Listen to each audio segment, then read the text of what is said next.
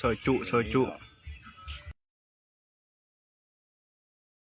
คือวิทยาสกลวัฒน์เราก็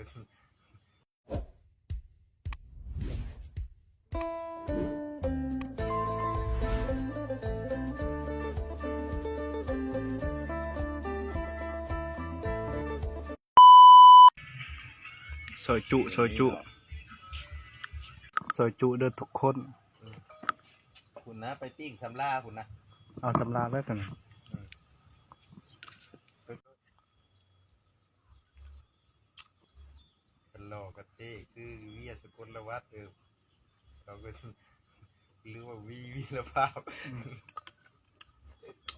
อันนี้โคตรหล่อก็บ่หล่อ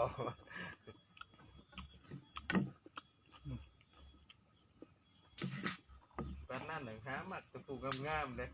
บาเวียนะบาเวียเด้อ ตะปูงามๆเบิ่งเจ้าของแน่ค่อยว่า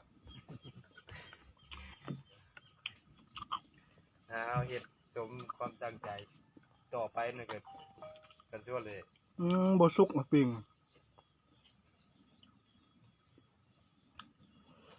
ต่อไปต้องดังแน่ๆเดี๋ยวสิเป็นสปอนเซอร์สนับสนุนให้ความพยายามอยู่ไสว่าสุดเด็ดอยู่หั่นบ่ความพยายามอยู่ไสความพยายามอยู่หั่นพยายามต่อไปผู้ติดตามไลน์อยู่ที่เธอ ร้อย อยู่ที่400-500บ่ได้บ่เบิ่งเดี๋ยวก็สิได้ไปจ้างเขาแหละ